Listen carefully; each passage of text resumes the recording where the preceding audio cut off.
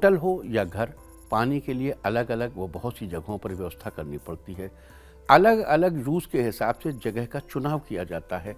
अगर ज़मीन के अंदर पानी की व्यवस्था करवाना चाहते हैं, यानी कि बोर करवाना चाहते हैं या जेट लगवाना चाहते हैं, तो इसके लिए ईशान कोण का चुनाव करना ठीक रहेगा। और ध्यान रहे कि ईशान कोण हमेशा साफ सुथरा रहे। सेप्टिक टैंक के लिए वायव्य या पश्चिम दिशा का चुनाव करना चाहिए, क्योंकि पश्चिम दिशा वरुण देव यानी जल के देवता की दिशा है। तो इस दिशा में टैंक लगवाने से आप पानी से संबंधित परेशानियों से दूर रहेंगे। कई बार जल्दबाजी में ऐसा होता है कि घर के निचले हिस्सों में तो सफाई कर दी जाती है, लेकिन छत या ऊपरी हिस्सों की ठीक से साफ सफाई नहीं हो पाती, जिसके कारण वहां पर मकड़ी अपना घर बना लेती है। सिर्फ साफ सफाई की दृष्टि से ही नहीं, बल्कि वास्तुशास्त्र के अनुसार भी घर में मकड़ी के जाले बहुत अशुभ माने जाते हैं। मकड़ी के जालों की संरचना कुछ ऐसी होती है कि उसमें नकारात्मक ऊर्जा एकत्रित हो जाती है, जिसके चलते घर के बाकी हिस्सों में भी नकारात्मकता फैल जाती है।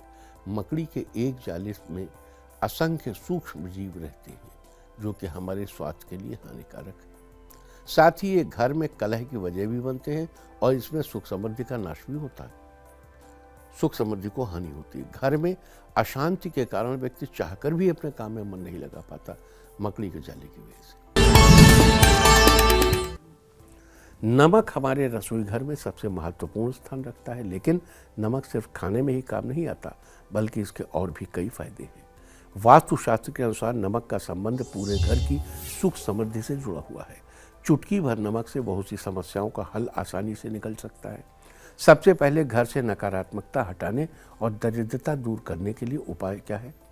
प्रतिदिन पोछा लगाते समय पानी में थोड़ा सा साबुत यानी खड़ा नमक यानी समुद्री नमक मिलाना चाहिए। उस उपाय से घर की नकारात्मक ऊर्जा नष्ट हो जाती है और माहौल में शांति बनी रहती है। लेकिन ध्यान रहे कि सप्ताह में एक बार गुरुवार को ये उपाय करने से बचना चाहिए। कई बार होता है कि घर में पैसों की कमी बनी रहती है और कई बार एकदम से इतना पैसा आ जाता है कि उसका मैनेजमेंट ठीक से नहीं हो पाता। वास्तुशास्त्र के अनुसार घर में पैसों का प्रवाह सामान्य रूप से बनाए रखने के लिए कांच का एक गिलास लेकर उसमें पानी भरकर नमक मिलाइए और घर के नैऋत्य कोण यानी दक्षिण पश्चिम कोने में रख दीजिए। इसके साथ उस गिलास के पीछे की तरफ एक लाल रंग का बल्ब लगा दीजिए, ताकि जब भी बल्ब जले तो कांच के गिलास पर सीधे रोशनी पड़े और उसमें जब भी पानी सूख जाए तो गिलास को साफ करके उसमें दोबारा नमक मिलाकर भर दीजिए। कुछ दिनों तक ये उपाय लगातार करने से आपको फायदा नजर आएगा और फायदा हो तो फिर आप इसे आगे बढ़ा सकते हैं। एक कांच के पात्र में या कटोरी में थोड़ा सा मोटा मोटा नमक लीजिए और उस कटोरी में नमक के साथ 4-5 लौंग भी रखिए। इसे आप घर के किसी भी कोने में रख सकते हैं। इस उपाय को करने से धन की आवक शुरू होगी और घर की चीज़ों में बरकत भी बनी रहेगी। कांच की कटोरी में नमक रखने से जहां एक तरफ घर में धन की कमी दूर होगी, तो दूसरी तरफ पूरा घर एक अलग ही सुगंध से महक उठेगा और घर में सुख शांति भी बनी रहेगी। इसके अलावा अगर बाथरूम संबंधी कोई दोष है तो कटोरी में क्रिस्टल नमक लेकर, नमक के क्रिस्टल टुकड़े लेकर बाथरूम में ही किसी ऐसी जगह पर रख दें जहां किसी का हाथ उस पर न पड़े और कुछ दिनों में कटोरी में नमक को बदल दें। ग्रह क्लेश से बचने में नमक हमारी किस तरह मदद कर सकता है, इसके बारे में कल हम चर्चा करेंगे। देखिए, नमक रखते समय एक बात ये ध्यान रखिएगा कि नमक कहीं भी ऐसी जगह रखिए जहां घर से निकलते समय नजर में नहीं आना चाहिए। वास्तुशास्त्र के अनुसार घर में छोटी मोटी नोकझोंक से बचने के लिए, पति पत्नी के बीच होने वाली अनबन को दूर करने के लिए नमक बहुत ही कारगर सिद्ध हो सकता है। शयन कक्ष के एक कोने में सेंधा नमक या खड़े नमक का एक टुकड़ा लेकर रख दें और इस टुकड़े को पूरे 1 महीने तक उसी कोने में रखे रहने दें। 1 महीने बाद पुराने नमक के टुकड़े को हटाकर नया टुकड़ा रख दीजिए। ऐसा करने से एक तो घर में शांति बनी रहेगी और छोटी मोटी तकरार कम होगी, वहीं दूसरी तरफ मानसिक अशांति खत्म होगी, साथ ही नकारात्मकता भी दूर होगी।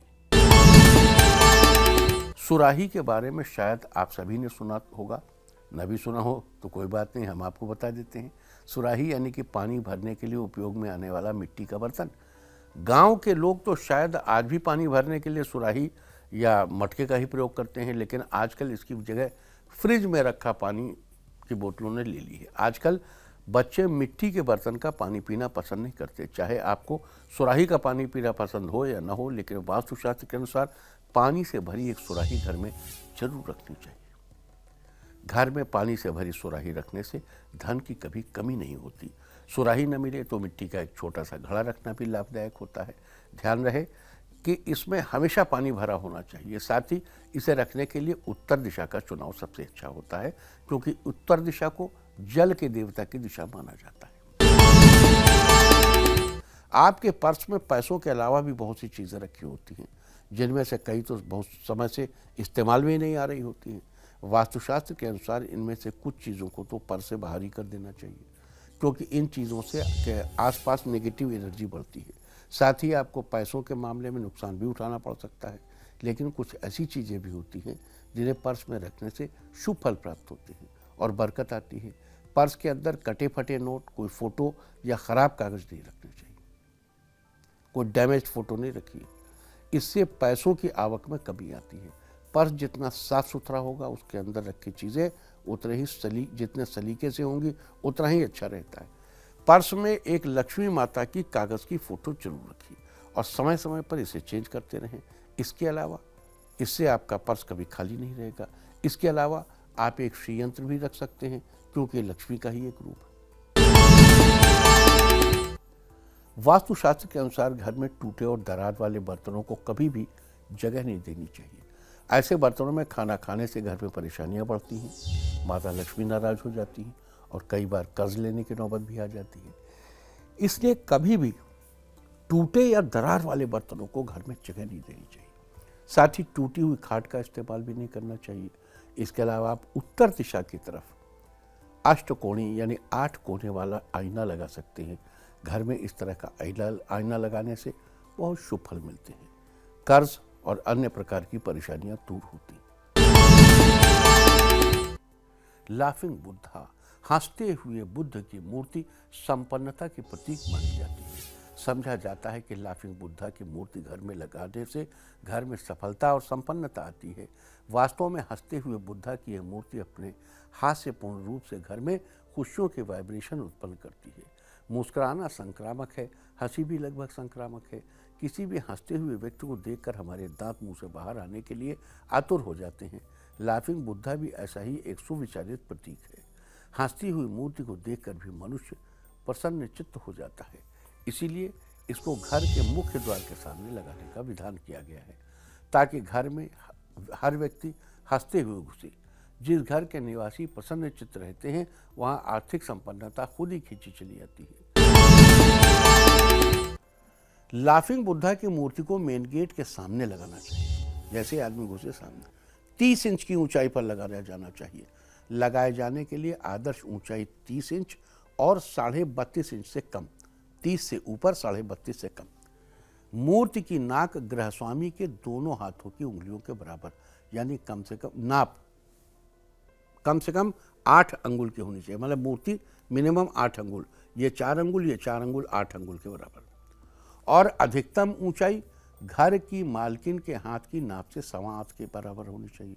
यानी मालिक के 8 अंगुल से मालकिन के हाथ के 1.25 हाथ के बीच उस मूर्ति की ऊंचाई होनी चाहिए। लाफिंग बुद्धा की मूर्ति मुख्य द्वार के सामने रखी हुई मूर्ति का चेहरा मुख्य द्वार की ओर ही होना चाहिए।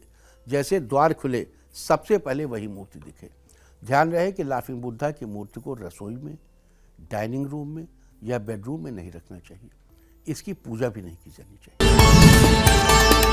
वास्तुशास्त्र में आज हम बात करेंगे घर में आवाज़ों के बारे में। घर में मोबाइल फ़ोन, डोरबेल, घड़ी और अन्य आवाज़ उत्पन्न करने वाली चीज़ें होती हैं। इन आवाज़ों का घर के वातावरण पर बहुत गहरा असर होता है। जैसी ध्वनि होती है, माहौल भी वैसा ही हो जाता है। इसलिए घर की हर एक चीज़ की ध्वनि यानी आवाज़ का ध्यान रखना बेहद ज़रूरी है। कुछ लोग अपनी सुविधा के लिए अपने मोबाइल फ़ोन में बहुत ही कर्कश कॉल बेल लगा लेते हैं, जिससे उन्हें तो सुविधा होती है, लेकिन घर में नकारात्मक ऊर्जा का प्रवाह बढ़ जाता है। इससे घर के सदस्यों के विचारों में टकराव होने लगता है और कभी कभी तो बात झगड़े तक आ पहुँचती है। इसलिए हमेशा अपने मोबाइल में ऐसी ध्वनि लगाइए जो दूसरों को भी सुनने में अच्छी लगे। साथ ही अलार्म क्लॉक या डोरबेल भी खरीदते समय उसकी ध्वनि का पूरा पूरा ध्यान रखना चाहिए। घर में कभी भी सूखे हुए या मुरझाए हुए फूल नहीं रखने चाहिए। इसके बजाय ताजे और खुशबू वाले फूल रखने चाहिए। ताजे फूल अद्भुत रूप से ऊर्जा का सृजन करते हैं। इनसे उत्पन्न ऊर्जा पॉजिटिवली चार्ज होती है। चीनी वास्तुशास्त्र में इसे यांग एनर्जी के नाम से जाना जाता है। ताजे फूल जहाँ कहीं रहते हैं वहाँ अन्य प्राणियों को अपनी पॉजिटिव ऊर्जा से सराबोर कर देते हैं। लेकिन यही फूल सूखते ही नकारात्मक ऊर्जा छोड़ने लगते हैं और सूखे फूलों के आसपास रहने वाले जीवित मनुष्य अपनी ऊर्जा का क्षय महसूस करने लगते हैं। मरीज के कमरे में ताजे फूलों का गुलदस्ता रामबाण साबित होता है, लेकिन यही फूल सूखने के बाद उनके लिए विषकारक बन सकते हैं। इसलिए फूलों के सूखने के बाद उन्हें तुरंत हटा देना चाहिए।